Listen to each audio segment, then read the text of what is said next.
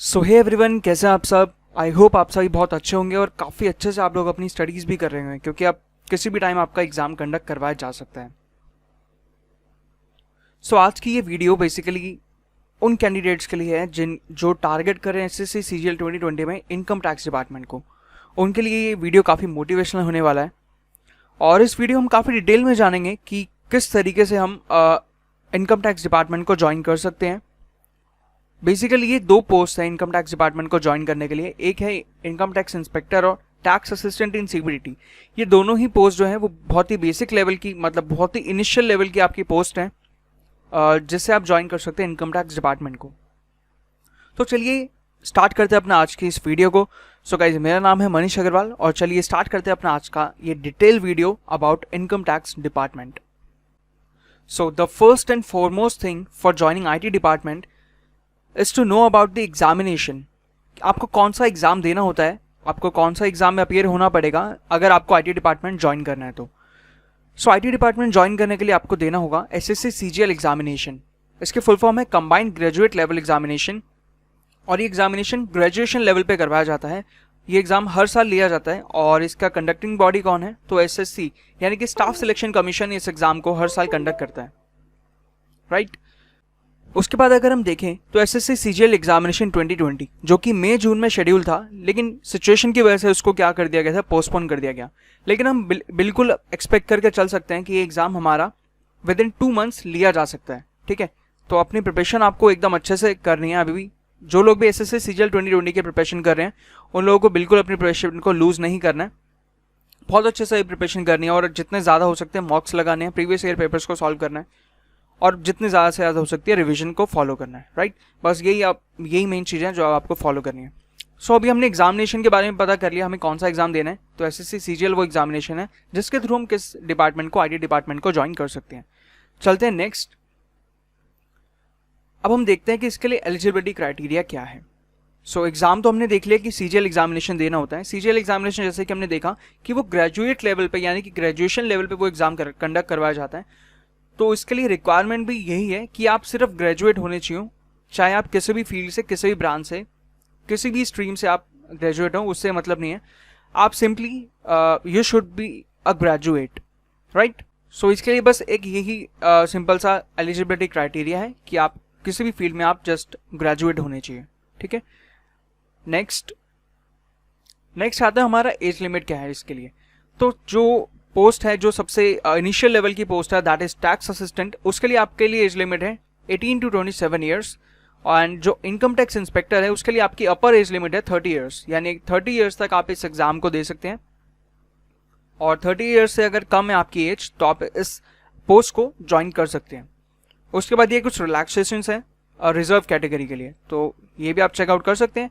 SC ST के लिए 5 years का, OBC के लिए 3 ईयर्स का है, PWD कैटेगरी के लिए 10 ईयर्स का रिलैक्सेशन मिलता है, राइट। नेक्स्ट आता है हमारा एग्जामिनेशन पैटर्न। अभी तक हमने ये देख लिया कि हमारे पास कौन सा एग्जाम देना है, हमें CGL एग्जाम देना है और एज लिमिट क्या है वो सभी हमने देखा। अब हम देखते हैं फाइनली इसका एग्जाम पैटर्न क्या आता है और सिलेक्शन प्रोसेस क्या है। सबसे पहले इसमें सिलेक्शन प्रोसेस में आपको थोड़ा सा ब्रीफ में बता दूं कि इसमें 4 स्टेजेस होते हैं, 4 बेसिक स्टेजेस होते हैं। उसके बाद प्रोसेस थोड़ा सा और भी लंबा जाता है। 4 स्टेजेस में आपके एग्जाम पूरा कंडक्ट करवाया जाता है, यानी कि आपका Tier 1 एग्जाम होता है, फिर Tier 2 एग्जाम होता है, फिर Tier 3 एग्जाम होता है एंड Tier 4 एग्जाम होता है। तो ये तो आपके हैं एग्जामिनेशन स्टेजेस। उसके बाद भी आपका आगे कुछ और फर्दर स्टेजेस हैं इसमें जो हम आज के इस वीडियो में कंप्लीट देखने वाले हैं। सबसे पहला स्टेज जो होता है आपका वो होता है Tier 1 examination, that is preliminary examination. SSC CGL Tier 1 में जो आपके सब्जेक्ट सब पूछे जाते हैं, टॉपिक्स कहाँ से आते हैं, तो वो आते हैं आपका इंग्लिश, रीजनिंग, जनरल अवेयरनेस और क्वांट्स, ठीक है। तो इन चारों सेक्शन से आपके क्वेश्चंस पूछे जाते हैं। सभी सेक्शन से आपको 25 क्वेश्चंस पूछे जाते हैं और वो 50 मार्क्स के होते हैं सारे चारों सेक्शन। तो ये टोटल हमारे क्वेश्चंस बनते हैं 100 क्वेश्चंस और टोटल मार्क्स बनते हैं 200। 1 घंटे का आपको सिर्फ टाइम मिलता है इस एग्जाम में, Tier 1 एग्जाम में, राइट।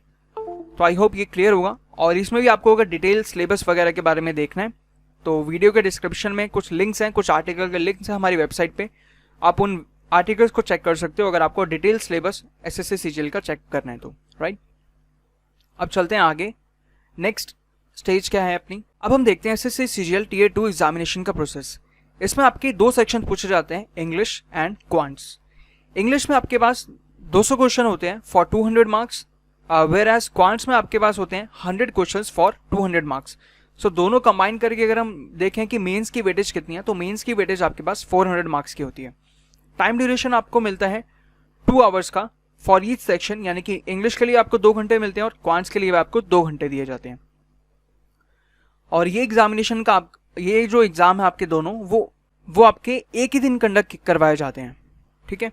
तो आपको उसी दिन इंग्लिश का भी आपका पेपर होता है और उसी दिन आपका क्वांट्स का भी पेपर होता है, राइट। चलते हैं नेक्स्ट स्टेप पे अपने। नेक्स्ट आता है हमारा एग्जामिनेशन पैटर्न, जो कि टीयर 3 के लिए होगा। अब टीयर 3 में क्या पूछा जाता है, टीयर 3 जो आपका होता है वो आपका बेसिकली रिटन एग्जामिनेशन होता है, डिस्क्रिप्टिव पेपर जिसे हम बोलते हैं, और ये आपका पेन पेपर मोड होता है। यानी कि अभी तक सीजीएल टीयर 1 और टीयर 2 तो आपने ऑनलाइन मोड दिया, यानी कि आपने कंप्यूटर पे उस टेस्ट को दिया, लेकिन सीजीएल टीयर 3 आपका जो एग्जामिनेशन होता है वो होता है डिस्क्रिप्टिव, जिसमें आपको एस्से और लेटर की राइटिंग करनी होती है। इसके लिए भी आपको 1 घंटा मिलता है और ये आपका 100 मार्क्स का पेपर होता है। ये एग्जाम क्वालिफाइंग नेचर का होता है, लेकिन इसके मार्क्स जो हैं वो ऐड होते हैं, यानी कि फाइनल जब कट ऑफ आती है तो इसके मार्क्स होते हैं, लेकिन क्वालिफाइंग मार्क्स इसमें जो है वो आपके 33 मार्क्स हैं। यानी कि मिनिमम आपको 33 मार्क्स तो लाने ही हैं इस एग्जाम को क्वालिफाई करने के लिए। सपोज अगर आपके 33 मार्क्स नहीं आते हैं तो आप इस एग्जाम को क्वालिफाई नहीं कर पाओगे, यानी कि टीयर 3 में आप डिसक्वालीफाई हो जाओगे और फिर आप इस पूरे सिलेक्शन प्रोसेस से बाहर हो जाओगे। तो यानी कि आपको 33 मार्क्स लेके ही आने हैं टीयर 3 में, अगर आपको फाइनल कट ऑफ तक जाना है, यानी कि फाइनल सिलेक्शन तक अगर आपको जाना है तो, ठीक है। तो मेक श्योर कि आप एटलीस्ट 33 मार्क्स लेके आएँ, और इतना ईजी, मतलब इतना मुश्किल नहीं होता कि आप 33 मार्क्स भी ना ला पाएँ, ठीक है। पासिंग मार्क्स तो इतना सबके जनरली आ ही जाते हैं, ठीक है, लेकिन मेन चीज़ है कि आप जितना ज़्यादा स्कोर करोगे उतना ही आपका और उतनी आपकी रैंक बढ़ती है, और जितनी अच्छी रैंक होगी उतनी आपको अपनी ड्रीम पोस्ट मिल सकती है। क्लियर। चलिए आगे। नेक्स्ट अब हम देखेंगे नेक्स्ट टीयर 4 के बारे में। टीयर 4 में क्या क्या होता है। सबसे पहले टीयर 4 में होता है एक सीपीटी, यानी कि कंप्यूटर प्रोफिशिएंसी टेस्ट। ये जो टेस्ट है आपके बेसिकली किन पोस्ट के लिए होता है, तो जितने भी असिस्टेंट सेक्शन ऑफिसर की पोस्ट हैं, जैसे कि आपकी एमई हो गया, सीएसएस हो गया, और आपका बाकी भी हैं जैसे कि एएफएचक्यू हो गया आपका, और भी जितने भी असिस्टेंट सेक्शन ऑफिसर्स की पोस्ट हैं उन सब के लिए आपका कंप्यूटर प्रोफिशिएंसी टेस्ट कंपलसरी होता है। इसमें आपको करना क्या होता है, तो स्प्रेडशीट, वर्ड प्रोसेसिंग और प्रेजेंटेशन आपको प्रिपेयर करनी होती है, यानी कि थोड़ी बहुत आपको एमएस एक्सेल की और एमएस पावर पॉइंट की और टाइपिंग की आपको थोड़ी बहुत नॉलेज होनी चाहिए, तो आप इस एग्जाम को ईजिली क्रैक कर लोगे, राइट। उसके बाद आपको इसमें टाइम जो अलॉटमेंट होता है वो 1 आवर का होता है।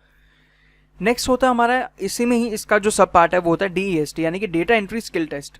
ये कंपलसरी होता है टैक्स असिस्टेंट की पोस्ट के लिए, ठीक है। अभी हम देखेंगे कि इनकम टैक्स इंस्पेक्टर के लिए ये दोनों ही जो आपका एग्जाम है, यानी कि टीयर 4 आप स्किप कर सकते हो अगर आपको इनकम टैक्स इंस्पेक्टर ज्वाइन करना है तो, लेकिन ये हमेशा एडवाइसेबल होता है कि आप जितने भी टीयर हैं उन सभी में आप अपेयर हो, ताकि एक सेफर साइड पे आप रह सको कि बाई चांस अगर कट ऑफ थोड़ा ऊपर नीचे होता है या आपके मार्क्स थोड़ा ऊपर नीचे होता है और आपको अपनी ड्रीम पोस्ट नहीं मिल पाती है, तो आपको कोई दूसरी पोस्ट आप ले सको, ठीक है, और आपको एक जॉब मिल सके, राइट। तो इसमें आपको जो डीईएसटी में आपको जो टाइम अलॉटमेंट होती है वो होता है आपके पास 15 मिनट्स, और ये जो एग्जाम है ये कंप्लीटली क्वालिफाइंग इन नेचर होता है, यानी कि इस टीयर 4 के जो आपके जितने भी मार्क्स आते हैं वो आपके फाइनल कट ऑफ में नहीं जुड़ते। फाइनल कट ऑफ में आपके सिर्फ टीयर 1, 2 और 3 के मार्क्स ऐड होते हैं, राइट। चलते हैं आगे। अभी तक हमने देखा कि ये टीयर 4 तक हमने यहाँ पे अपना प्रोसेस कंप्लीट किया, ठीक है। ये हमने 4 स्टेजेस अपने यहाँ पे कंप्लीट किए, लेकिन उसके आगे भी अभी प्रोसेस कंप्लीट नहीं हुआ, उसके आगे भी थोड़ा सा प्रोसेस है अभी। नेक्स्ट जो आपका 5th स्टेज आता है उसे हम बोलते हैं डॉक्यूमेंट वेरिफिकेशन एंड प्रेफरेंस। यहाँ पे आपकी डॉक्यूमेंट की वेरिफिकेशन होती है, यानी कि जितने भी डॉक्यूमेंट्स आपने अपने एग्जामिनेशन फॉर्म फिल करते वक्त आपने उनको अटैच किए थे, तो वो सभी डॉक्यूमेंट्स का वेरिफिकेशन इस स्टेज में होता है, और आपको यहाँ पे अपनी पोस्ट प्रेफरेंस भी देनी होती है, राइट। तो यहाँ पे आपको अपनी पोस्ट प्रेफरेंस और जोन प्रेफरेंस देनी होती है। जिस भी पोस्ट को आप टारगेट कर रहे हैं उसको आपको नंबर 1 पे भरना होता है, और बाकी रिमेनिंग पोस्ट को आप उसके फर्दर उसके नीचे फिल कर सकते हैं, राइट। नेक्स्ट स्टेज आता है आपका फाइनल कट ऑफ का। तो इसमें आपकी फाइनल कट ऑफ निकाली जाती है टीयर 1, 2 और 3 की एक फाइनल कट ऑफ निकाली जाती है, यानी कि टोटल 700 मार्क्स में से, राइट। 200 मार्क्स का आपका टीयर 1 हो गया और 400 मार्क्स का आपका टीयर 2 हो गया एंड 100 मार्क्स का आपका टीयर 3 हो गया। तो टोटल 700 मार्क्स में से अब आपकी कट ऑफ निकाली जाती है और ये फाइनल कट ऑफ निकलती है सभी पोस्ट के लिए, ठीक है। तो अगर आप इस कट ऑफ को क्वालिफाई कर लेते हैं तो आपके चांसेस होते हैं उस पोस्ट को, मतलब आप उस पोस्ट तक पहुंच सकते हैं, राइट। लेकिन जितनी ज़्यादा अच्छी आपकी रैंक होगी आपको उतना ही आपका प्रेफरेबल जोन भी मिलेगा। जैसे अगर आपने दिल्ली प्रेफर किया है जोन तो आपको तभी मिल पाएगा जो आपकी रैंक बहुत ज़्यादा अच्छी होगी। नेक्स्ट स्टेज आपका होता है joining letter and medical test. इसमें आपके पास ज्वाइनिंग लेटर आ जाता है और साथ में एक मेडिकल फॉर्म भी होता है जो कि आपको मेडिकल टेस्ट करवा के उसको सबमिट करना होता है, राइट। और इन सब जब ये सारे प्रोसेस आपके हो गए, आपके पास ज्वाइनिंग लेटर आ गया, उसके बाद आपकी स्टार्ट होती है ट्रेनिंग। अब हम देखते हैं आगे कि ट्रेनिंग प्रोसेस क्या होता है, कितने टाइम की ट्रेनिंग होती है, वो सब चीज़ें के बारे में देखते हैं आगे। इसमें आपकी सिलेक्शन के बाद आपकी ट्रेनिंग होती है direct access regional training institute में। ये हर एक रीजन में यानी कि हर एक जोन में ये ट्रेनिंग इंस्टीट्यूट्स हैं इनकम टैक्स डिपार्टमेंट के, तो वहीं पे आपकी ये ट्रेनिंग होती है। ये टोटल आपकी 12 वीक्स की ट्रेनिंग होती है और इसमें आपको क्या सिखाया जाता है, तो बेसिकली इसमें आपको टैक्सेशन के बारे में ओरिएंटेशन करवाया जाता है। टैक्सेशन सिस्टम, प्रोसीजर और इन्वेस्टिगेशन स्किल्स के बारे में आपको समझाया जाता है, इसके बारे में आपको ट्रेनिंग दी जाती है। नेक्स्ट है उसके बाद आपको एक फाइनल कन्फर्मेशन एग्जाम देना होता है और ये एग्जाम मतलब जैसा हमने जो सीजीएल के लिए जितना हमने पढ़ा है उतना डिफिकल्ट एग्जाम नहीं होता। ये जितना भी आपने ट्रेनिंग सेशन में अपने पढ़ा है उससे रिलेटेड ये एग्जाम होता है। इसमें आपके 4 ऑब्जेक्टिव पेपर्स होते हैं, तो उनको क्लियर आप लोग जनरली कर ही लेते हैं उनको क्लियर। तो ये आपका बेसिकली जो आपने ट्रेनिंग पीरियड में अपने 12 वीक्स में पढ़ा है उससे रिलेटेड ये एग्जामिनेशन होता है, ठीक है। चले आगे। नेक्स्ट आता है अब ये वर्क प्रोफाइल कैसा है, यानी कि सबसे पहले तो एक ग्रुप सी है, ग्रुप सी और नॉन गेजेटेड पोस्ट है, ठीक है। ये ग्रुप बी की पोस्ट नहीं है, लेकिन जो इसका ग्रेड पे है वो ग्रुप बी पोस्ट वाला है, ठीक है। तो इतना आप देख सकते हैं। अब इसमें वर्क प्रोफाइल क्या होता है, तो जनरली इसमें वर्क प्रोफाइल जो है इसका वो 2 पार्ट्स में डिवाइड होता है, यानी कि 2 तरीके का वर्क प्रोफाइल है इसमें। एक होता है असेसमेंट वाला और दूसरा होता है आपका नॉन असेसमेंट वाला। असेसमेंट में आपको बेसिकली क्या करना होता है, ये एक प्योरली डेस्क जॉब है आपकी, और नॉन असेसमेंट जो है वो आपकी फील्ड वर्क है। अब देखो असेसमेंट में आपको क्या क्या करना होता है, तो आपको वेरीफाई करने होते हैं आईटी रिकॉर्ड्स, यानी कि जैसे इसमें आपको क्या करना होता है कि जो लोग आईटीआर अपनी फिल कर रहे हैं और जितनी उनकी इनकम है वो उसी के अकॉर्डिंग अपना टैक्स पे कर रहे हैं या नहीं कर रहे, वो टैक्स की चोरी तो नहीं कर रहे, तो आपको इन सब चीज़ों की असेसमेंट करनी होती है। और जो भी लोग जैसे टीडीएस क्लेम कर रहे हैं उनके टीडीएस क्लेम्स हैं और रिफंड्स हैं या फिर जितना भी फाइल रिलेटेड वर्क है वो सब आपको करना होता है। किसमें, जो आपकी असेसमेंट वाला ये जो पार्ट है। अगर आप लोग को असेसमेंट वाला डिपार्टमेंट मिलता है तो आप लोगों को ये सब काम करना होगा। लेकिन अगर फील्ड वर्क की अगर बात करें तो फील्ड वर्क में क्या होता है, आपको इनकम टैक्स ऑफिसर्स को और आईआरएस ऑफिसर्स को असिस्ट करना होता है इनकम टैक्स रेट्स में, ठीक है।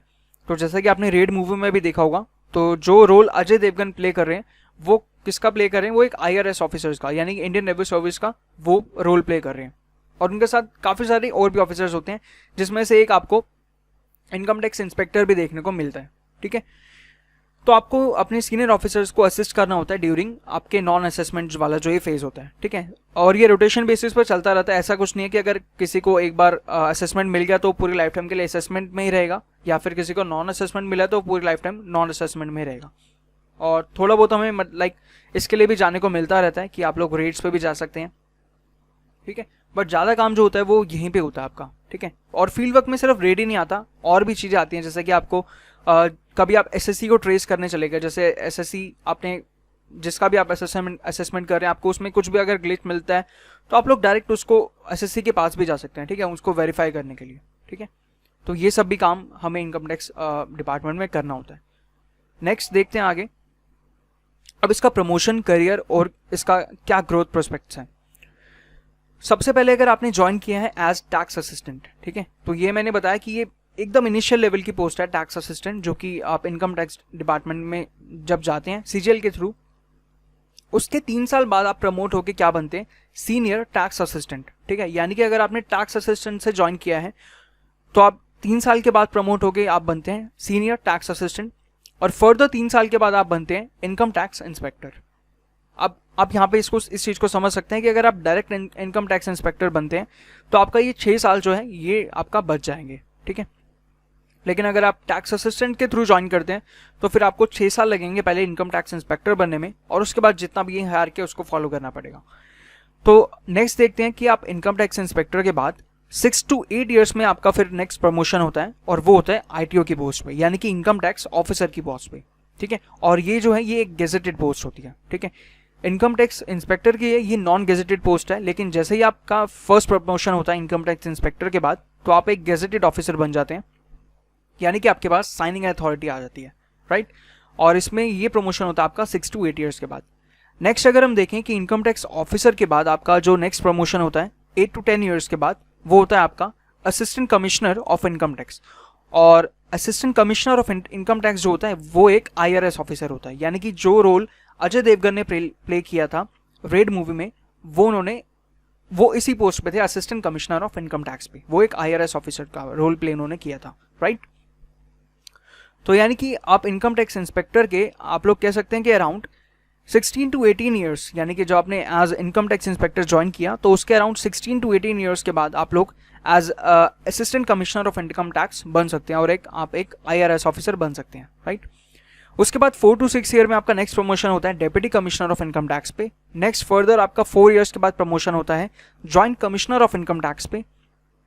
एंड फाइनल आपका जो प्रमोशन होता है वो additional commissioner of income tax, यानी कि अगर आप एक बहुत ही यंग एज में अगर आप इनकम टैक्स इंस्पेक्टर को ज्वाइन करते हैं तो आपके काफ़ी ज़्यादा हाई चांसेस हैं कि आप लोग इस पोस्ट तक जा सकते हैं, additional commissioner of income tax तक आप जा सकते हैं, राइट। तो ये हमने देखा इसका प्रमोशन और करियर ग्रोथ क्या है इसमें इनकम टैक्स डिपार्टमेंट में। तो सबसे जो इनिशियल लेवल की पोस्ट है वो आपकी है टैक्स असिस्टेंट, और सबसे ज़्यादा जो हायर इस हायरार्की में आप जा सकते हैं वो आप additional commissioner of income tax तक जा सकते हैं, राइट। अब चलते हैं आगे। सो अब देखते हैं एक्सपेक्टेड सैलरी क्या है इनकम टैक्स इंस्पेक्टर की, राइट। इसमें हम जो सैलरी देखने वाले हैं वो हम इनकम टैक्स इंस्पेक्टर की सैलरी देखने वाले हैं। तो जो आपकी ये पोस्ट होती है ये ग्रुप C की पोस्ट होती है, लेकिन जो इसमें सैलरी मिलती है वो आपको ग्रुप B की पोस्ट के हिसाब से मिलती है। सो आपको 4600 ग्रेड पे आपका इसमें होता है, और 46 ग्रेड पे के हिसाब से आपकी जो बेसिक पे बनता है वो बनता है आपका 44,900। उसके बाद आपको कुछ फर्दर एमॉलमेंट्स मिलते हैं जिसमें आपका होता है house rent allowance, dearness allowance और आपका ट्रांसपोर्टेशन अलाउंसेस। ये आपको होता है, ये हाउस रेंट अलाउंस जो है वो आपका समवेयर अराउंड 10,000 के अप्रॉक्स आता है ये, और ये 24% के हिसाब से, यानी कि एक्स सिटी का अगर आप एक्स सिटी में पोस्टेड हैं, जैसे कि दिल्ली में अगर आप पोस्टेड हैं तो आपका 10,000 आपको क्या मिलेगा, हाउस रेंट अलाउंस मिलेगा, राइट। और इस तरीके से बाकी हैं डियरनेस अलाउंस समवेयर 17% है अभी, ट्रांसपोर्टेशन अलाउंस आपको अराउंड 4,000 मिलता है, राइट। सो नेक्स्ट अगर देखें आपकी ग्रॉस सैलरी कितनी बनती है इसमें, तो आपकी 67 आपकी ग्रॉस बनती है इसमें। और उसके बाद आपका जो गवर्नमेंट की जो आपकी रिकवरीज होती हैं वो अप्रॉक्स 5,000 की होती हैं। तो इसमें आपके 5,000 में आपको कुछ तो आपका जो हेल्थ स्कीम का है वो जाता है, कुछ आपका पेंशन के लिए जाता है, और बाकी जो होता है वो आपका टैक्स जाता है। तो ऐसा नहीं है कि अगर आप इनकम टैक्स डिपार्टमेंट में हैं तो आपको इनकम टैक्स पे नहीं करना पड़ता, आपको भी इनकम टैक्स पे करना पड़ता है, ठीक है। और आप इसकी चोरी बिल्कुल भी नहीं कर सकते हो, क्योंकि गवर्नमेंट आपकी सैलरी से पहले ये आपका इनकम टैक्स काट लेती है, राइट। सो जो आपका इसमें इनकम टैक्स बनता है वो अराउंड 2,000 रुपीज़ आपका यहाँ पे इनकम टैक्स बनता है, राइट। तो उसके बाद ये 5,000 आपकी गवर्नमेंट रिकवरीज हैं। तो उसके बाद जो इन हैंड आपके पास आता है वो अराउंड 62,000 आता है, ठीक है। अब इसमें से आपको कुछ भी आपको पे नहीं करना है गवर्नमेंट को, या कहीं भी आप टोटली आप इसको अपना एक्सपेंडिचर सेविंग्स जो भी करनी है इसको आप इसमें से कर सकते हैं, ठीक है। तो इन हैंड आपको अप्रोक्स 62,000 मिलता है। जैसे ही आपकी ट्रेनिंग स्टार्ट हो जाती है ये तभी से आपको ये इतना मिलने लग जाता है, राइट। चलते हैं आगे अपना नेक्स्ट। अब ये जो है ना ये बहुत ज़्यादा इंपॉर्टेंट चीज़ है कि टॉपर्स की चॉइस क्या रहती है, और मतलब ये पोस्ट जो आप अगर आप ITI को प्रेफर कर रहे हैं या MEA को भी आप प्रेफर कर रहे हैं, सबसे ज़्यादा जो डिमांडिंग में रहती है आपकी, सबसे ज़्यादा डिमांड में जो पोस्ट रहती है वो ITI और फिर उसके बाद आपका MEA, ये दो पोस्ट सबसे ज़्यादा डिमांड में रहती हैं। तो अगर हम देखें कि 2017 के जो टॉपर्स हैं उसमें टॉप 10 लिस्ट में आपके कितने लोगों ने आपको ITI के लिए ऑप्ट किया है, तो आप देखेंगे कि फर्स्ट, सेकेंड, उसके बाद फोर्थ पोस्ट पे भी इसने, तो ये टोटल 5 लोगों ने आउट ऑफ 10, ठीक है, टॉप 10 में से 5 लोगों ने आपका ITI को ऑप्ट किया है। तो आप देख सकते हैं कि 50% लोगों ने, मतलब अगर हम टॉप 10 की बात करें तो टॉप 10 में से 50% लोगों ने ITI को ऑप्ट किया है और 40% लोगों ने MEA को ऑप्ट किया है। ठीक है, तो आप देख सकते हैं कि कंपटीशन कितना ज़्यादा है और मतलब इस पोस्ट के लिए लोग काफ़ी मतलब मेहनत करते हैं और ये पोस्ट जो है वो काफ़ी डिमांड में रहती है ITI। तो इसके लिए इस पोस्ट के लिए आपको बहुत ज़्यादा मेहनत करनी पड़ेगी कि अगर आपको ये पोस्ट चाहिए तो आपको टॉप रैंकर होना ही पड़ेगा। नेक्स्ट अगर हम देखें, अब ये है लिस्ट 2018 की। अभी हमने देखा था कि 2017 में वो 50% था डेटा, लेकिन यहाँ पे डेटा चेंज होके बिल्कुल कहाँ आया था 70%, यानी कि टॉप 10 में से 70% लोगों ने किसको चूज किया है, ITI को चूज किया है। जो इस साल के टॉपर हैं प्रशांत अग्रवाल, उन्होंने भी ITI को चूज किया है। नेक्स्ट जो रैंक 2 हैं जितेंद्र सिंह राठौर, उन्होंने भी ITI को चूज किया है। उसके बाद नवीन यादव, इन्होंने भी ITI को चूज किया है और इन्होंने दिल्ली चूज किया, ITI दिल्ली। उसके बाद भी आप देख सकते हैं ये जॉर्ज, सुनील कुमार, ठीक है, और ये लास्ट में प्रकाश राव, पवन कुमार, इन लोगों ने भी ITI को चूज किया। तो आप देख सकते हैं कितना ज़्यादा इस पोस्ट के लिए कितने ज़्यादा लोग इसके लिए प्रेफरेंस भरते हैं, ठीक है, और कितनी ज़्यादा क्रेज़ है इस पोस्ट के लिए, ITI के लिए। तो आपको लोगों को मेहनत तो बहुत ज़्यादा करनी पड़ेगी इस पोस्ट को पाने के लिए, ठीक है। अगर आपका ये ड्रीम है इनकम टैक्स इंस्पेक्टर बनना तो आपको बहुत ज़्यादा मेहनत करनी पड़ेगी। आपको ये जो गैप है ना, ये अब जैसे इनके मार्क्स कितने आए थे, इनका जो स्कोर था वो कितना था, इनका जो फाइनल स्कोर था वो कितना था, मतलब टोटल मिला के इनका 687 पॉइंट समथिंग था इनका स्कोर आउट ऑफ 700। तो आप देख सकते हैं मतलब कितना ज़्यादा इनका स्कोर आया था। तो टॉप स्कोर था और टॉप रैंक थी और ये अब तक का हाईएस्ट स्कोर गया है CGL में, 687 पॉइंट कुछ था इनका स्कोर। तो ये अब तक का सबसे हाईएस्ट स्कोर गया है CGL में। और अगर हम नीचे जाएं तो बहुत ज़्यादा डिफरेंस नहीं आता। अगर हम नवीन यादव की बात करें तो इनका जो स्कोर था वो 668 पॉइंट समथिंग था, ठीक है। तो आप देख सकते हैं कि मतलब 3-4 रैंक में यहाँ पे 20 मार्क्स का हमें डिफरेंस देखने को मिल रहा है। और यहाँ पे अगर हम और नीचे जाएंगे तो यहाँ पे अगर हम 10th रैंक तक देखेंगे तो अराउंड हमें 40 to 50 मार्क्स का डिफरेंस देखने को मिल जाएगा। तो इतना भी कुछ मुश्किल नहीं है कि अगर हम इसकी बात करें कि टॉप रैंक में आना, लाइक टॉप 10 में भी अगर आना है तो बहुत ज़्यादा कोई मुश्किल नहीं है, राइट। और उसके लिए क्या है कि मतलब वो टोटली आपके बिहेवियर पे, आपके एटीट्यूड पे डिपेंड करेगा कि आपकी प्रैक्टिस कैसी है, आपकी मॉक्स में मार्क्स कैसे आ रहे हैं और आपने कितना मेहनत किया है उस चीज़ के लिए। उस चीज़ को अगर आपको अचीव करना है तो अपने गोल के लिए आपने कितनी मेहनत करी है और कितनी मेहनत अभी आप कर रहे हैं। अगर आपने पहले से मेहनत की हुई है और एग्ज़ाम से अगर आप 2 महीने पहले मेहनत छोड़ देंगे तो आपकी जितने भी आपने 1-2-3 साल जितनी मेहनत की है वो सब वेस्ट होने वाली है। तो इसलिए अभी तो आपको बिल्कुल भी अपनी स्टडीज़ को फोकस एकदम करके रखना है, बिल्कुल भी वहाँ से बिल्कुल भी आपको डेविएट नहीं होना है, राइट। तो अभी हम ये देख रहे थे कि ये जो डिफरेंस है अराउंड 40-50 मार्क्स का आने वाला है अगर आप टॉप 10 रैंक्स में भी देखेंगे तो, राइट। अगर आगे चलें अब हम, तो हमें देखने को मिलेगा आगे और भी ज़्यादा आई ओपनिंग वाली चीज़ें हैं। और वो क्या है, अब आप लोग देखने वाले हैं कट ऑफ क्या गई है। तो 2017 की जो कट ऑफ गई थी वो कितनी गई थी, सो इट वॉज जर्नल के लिए थी 578.75, ठीक है। मतलब अभी आप देखोगे कितना एकदम ही ज़्यादा कितना एक्सपोनेंशियल ग्रोथ आपको देखने को मिलेगा 17 और 18 में। अभी 19 का भी कुछ पता नहीं है रिजल्ट का क्या आएगा, तो 19 का भी पता चलेगा कितनी आएगी, उसमें कट ऑफ कितनी जाएगी। फिर 20 में भी हम एक्सपेक्ट कर सकते हैं कट ऑफ मतलब बहुत ज़्यादा ऊपर नहीं जाएगी, लेकिन हम फिर भी देख सकते हैं। तो 17 में जो आपकी कट ऑफ गई है वो गई थी आपकी 578.75। और अगर हम बात करें 2018 की, तो 2018 में आपकी कट ऑफ देखो कितनी गई है 606.35। ये आपके किसके लिए गई है, इनकम टैक्स इंस्पेक्टर के लिए। और अगर MEA की बात करें तो उसके लिए 632 पॉइंट समथिंग गई है। तो 632 गई है आपकी किसके लिए, MEA के लिए। और जो इनकम टैक्स इंस्पेक्टर के लिए आपकी गई है वो गई है 606.34 और ये आपकी 700 में से है। तो अगर देखो मतलब इससे अगर आपके मार्क्स ज़्यादा आते तो ऑब्वियसली आपको इनकम टैक्स तो मिल जाएगा, लेकिन जो आपका डीम एक जोन होता है ना, एक प्रेफरेंस जो होता है वो मुश्किल है लेना। तो अगर आपको जैसे दिल्ली अगर आपका दिल्ली प्रेफरेंस है, अगर आपको दिल्ली चाहिए तो उसके लिए आपको टॉप 10 में होना ही पड़ेगा, ठीक है। आपको टॉप 10 में उसके लिए आना ही पड़ेगा, टॉप 10 टॉप 20 में आपको आना ही पड़ेगा, क्योंकि हमें नहीं पता कि यार दिल्ली के लिए अभी कितनी वैकेंसीज हैं। अभी हम आगे वैकेंसीज में भी देखेंगे, वैकेंसीज कितनी है वो सब भी देखेंगे अभी हम आगे। तो इतना देखा कितना ज़्यादा ग्रोथ आया है। अभी 17 में कितनी थी, 17 में आपकी 578 पॉइंट समथिंग थी, 578.75 थी आपकी 17 में, है ना। और यहाँ से देखो कितना ज़्यादा ग्रोथ आपको देखने को मिला है यहाँ पे, है ना। तो आपका 30 कुछ मार्क्स, 30 समवेयर अराउंड 30 मार्क्स का आपको यहाँ पे ग्रोथ देखने को मिला है यहाँ पे, ठीक है। तो इसी से अंदाज़ा लगा सकते हैं कि यार कितना ज़्यादा कंपटीशन बढ़ रहा है। लेकिन ऐसा नहीं है कि कंपटीशन बढ़ रहा है तो ये एग्ज़ाम मतलब एकदम ही अनअचीवेबल सी चीज़ नहीं है। इससे इसको डेफिनेटली अचीव किया जा सकता है, ठीक है, और बिल्कुल किया जा सकता है यार, इतना मुश्किल नहीं है। चलिए आगे चलते हैं और अब देखते हैं हम वैकेंसी क्या है, वैकेंसीज कितनी है हमारे CGL 2020 में। तो ये जो वैकेंसी है ये CGL 2020 की वैकेंसीज हैं, यानी कि जिसका एग्ज़ाम अभी होने वाला है, ठीक है। तो इसका Tier 1 एग्ज़ाम भी अभी नहीं हुआ है, तो इसका Tier 1 एग्ज़ाम अभी होने वाला है। हम एक्सपेक्ट करके चल सकते हैं कि विद इन 2 मंथ्स इसका Tier 1 एग्ज़ाम हो सकता है। तो अपनी प्रिपरेशन को बिल्कुल एकदम बूस्ट करके रखो, एकदम बिल्कुल जो भी कुछ पढ़ा है उसको एकदम रिविजन डेली करते रहो और मॉक्स देते रहो और प्रीवियस ईयर को सॉल्व करते रहो। बस इतना ही काम करना है अभी हमें, ज़्यादा कुछ नहीं करना अभी। तो आप देख सकते हैं कि टोटल 66 वैकेंसीज हैं किसके लिए, UR कैटेगरी के लिए। और टोटल जो वैकेंसीज हैं अदर कैटेगरीज के भी अगर हम इंक्लूड कर लें उसमें, तो टोटल जो वैकेंसीज हैं इनकम टैक्स इंस्पेक्टर की, यानी कि आप देख सकते हैं ये 14 और कोड है आपका B22 central board of direct taxes CBDT income inspector of income tax. और ये CGL 2020 वाला है, यानी जो अभी एग्जाम होने वाला है उसकी ये वैकेंसी जो रिलीज हुई थी उसका डेटा ही शेयर कर रहा हूँ आपके साथ।